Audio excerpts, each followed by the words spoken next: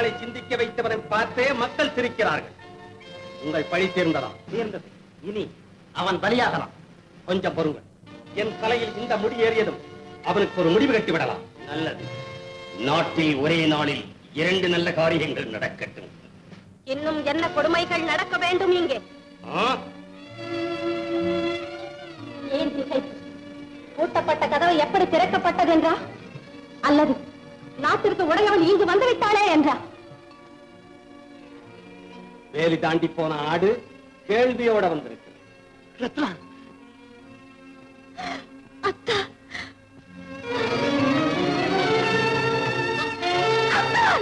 அத்தா, அத்தா, அத்தா, ரத்னா, ரத்னா. ஐயோ, என்ன இது? உங்களை காண துடித்த என் கண்களுக்கா இந்த கொடிய தண்டனை? இந்த அடியெல்லாம் மன்னன் மகளை தொட்டதற்கா? இந்த பொல்லாதவர்களை கொல்லாமல் விட்டதற்கா? அல்லது மக்களின் மேல் அன்பு வெள்ளம் கொண்டதற்கா? அடித்தவனுக்கே காரணம் தெரியாத போது எனக்கு எப்படி தெரியும்? பொறுத்துக்கொள் கண்டி. பொறுத்து பொறுத்து தானே இப்படி ஒரு தெரியாமல் குலைத்து விட்டார்கள் நம் வாழ்க்கையை. பிரிந்தவர் கூடுவோம், சரிந்த வாழ்வு சீர்படும். இந்த செல்ல சிறு உயிரை கண்ணிறைய பார்த்துக் கொண்டே மன நிறைவு பெற்று விடலாம் என்ற நம்பிக்கையில் தானே என் உயிரை சுமந்திருந்தேன்.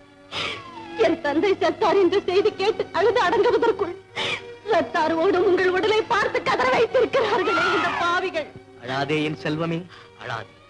வீரரின் மகளாக பிறந்து வீரனுக்கு மாலையிட்டு வீரமகனை பெற்றெடுத்த நீ அழலாமா? விட்டு பிரிந்த இடத்திலேயே மீண்டும் கூடியிருக்கிறோம் அரும்பு விட்ட நம் உயிரோடு. நான் விரும்பும் விதமெல்லாம் அவனை எடுத்தணைக்க கொடுத்து வைக்கவில்லை. ஆனால் என் மகன் கொடுத்து வைத்தவன். அவன் தந்தையை சந்திக்கும் முதல் காட்சியே அவனுக்கு வீரக்காட்சி. அவன் தவழ்ந்து விளையாட வேண்டிய என் நெஞ்சே போர்க்களம் போல் இருப்பதால் அவன் ரணம் கண்டு மரண மாட்டான், ரத்தம் கண்டு அஞ்ச மாட்டான், வாழ் கண்டு வணங்க மாட்டான். என் செல்வமே, நமது மகனை உயர்த்திப்பிடி. என் இறுதி மூச்சு நிற்பதற்குள் மகனுக்கு முதல் முத்தம் கொடுத்து விடுகிறேன். உங்க அப்பாவை அப்பா, என் செல்வத்தை கொடுத்து விடு மாமா. எல்லாம் போய் எனக்கு மிஞ்சிய செல்வம் இது வந்ததா?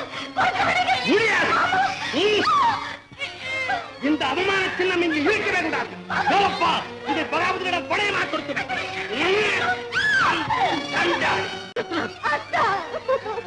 தாலி கட்டி கொண்டது பார்த்திபனுக்கு, தாயானது ஜீவகளுக்கா? இல்லை, இல்லவே இல்லை. என்னை மணந்தவரே இவர்தான். பார்த்திபர் ஒருவர் தான் எங்கள் திருமணத்தை பார்த்தவர். வேதியர் குருவிலே இந்த தாலி கட்டினார் இவர். அதை தொட்டு கொடுத்தார் பலர். நீயும் தான்.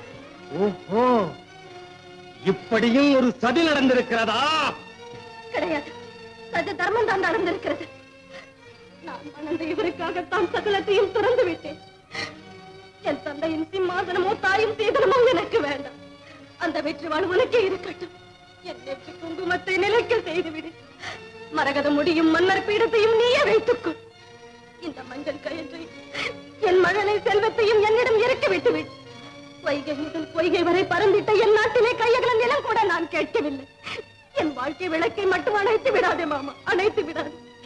உன் அதிகார எல்லையை கடந்து உனக்கு தொல்லை ஏதும் இல்லாமல் உலகத்தின் நாங்கள் இல்லை என்று சொல்லும் அளவுக்கு எங்கோ ஒரு கோடிக்கு போய் விடுகிறோம்.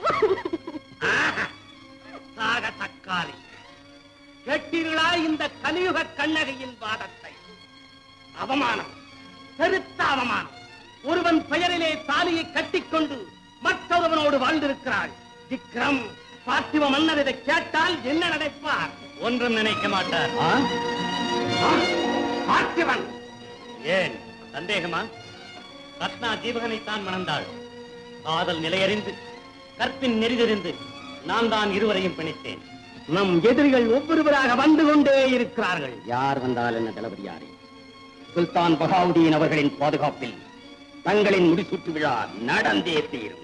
நடக்காது. உங்கள் முன் படிக்கப்பட்ட ஓலை மன்னரால் எழுதப்பட்டதல்ல, ரத்தனால் எழுதப்பட்டது. அவனையும் கொன்றுவிட்டான் இந்த கொலைகாரம். அலங்காரே, நீ உன் அதிகாரம் செல்லாது. இனி நீ உயிரோடு இருக்கக்கூடாது.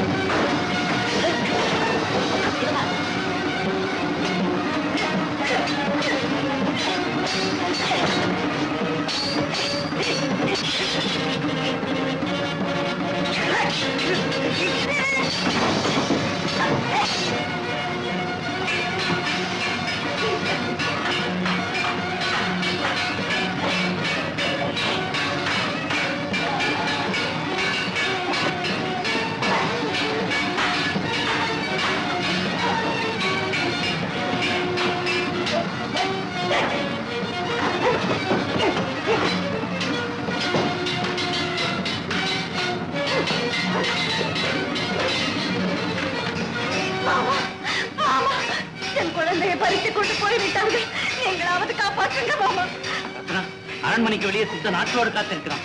இப்போ நாங்கள் வருகிறோம்.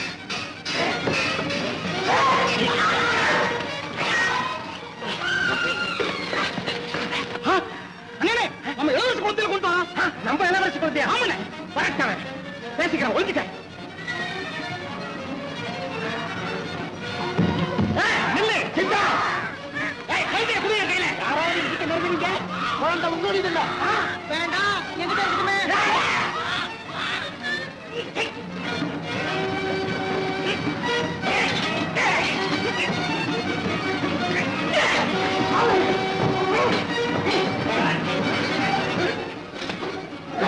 பயலே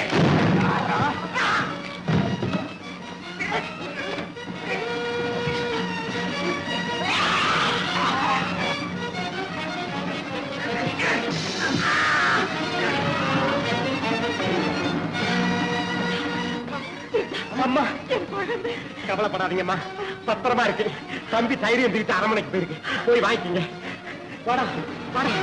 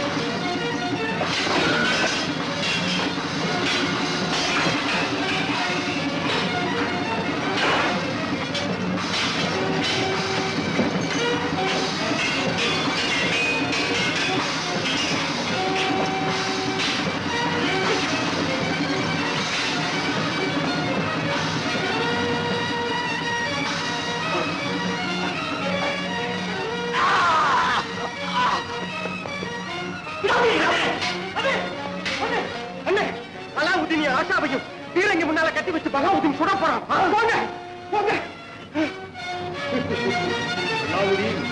இனி என் பிடியில் இருந்து தப்ப முடியாது. உன்னை அழைக்கும் பீரங்கிக்கு என் கையாலேயே தீ வைத்தேன்.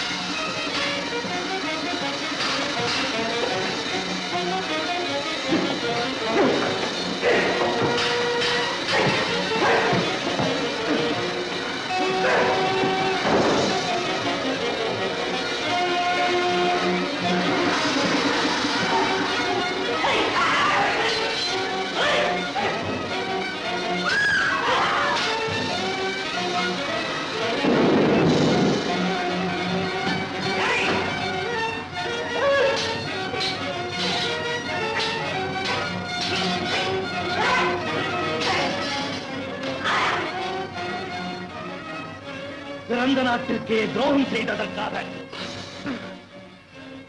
இந்த நாட்டு மன்னரை கொன்றதற்காக, என் தாயை படுகொலை செய்ததற்காக, அம்மா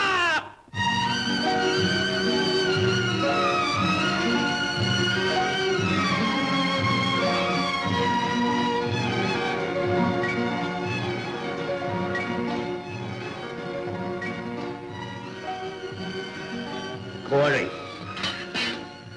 மன்னிப்பு கேள். என்னிடம் அல்ல, நம் தாய் நாட்டு மண்ணிடம். பிழைத்து போ. கூடாது.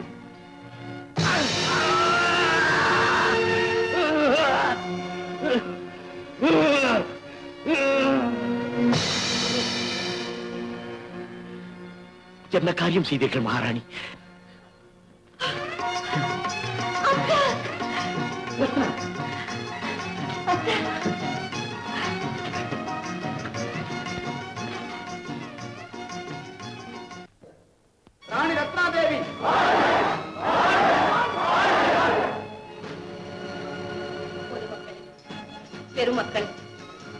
அநீதி கணைகள் அன்பிற்கு மனை கட்டி வாழ்ந்த மண் நம் கண்ணை விட்டு பிரிக்கப்பட்ட பிறகு இம்மருதத்தின் மண்டை ஆளும் பொறுப்பு எங்கள் குலச்செல்வி ரத்னாதேவிக்கு ஏற்பட்டிருக்கிறது. அதற்கு ஒப்புதல் தந்த சபையோர்களுக்கும் பக்கபலமாக இருந்த சுவர்ணகிரி மன்னர் அவர்களுக்கும் பவள நாட்டு மன்னருக்கும் என் நன்றி. அத்துடன் நம் நாட்டின் பாதுகாப்பை எங்கள் மருமகன் வீரதிலகம் ஜீவகன் அவர்களிடம் ஒப்படைக்கிறேன்.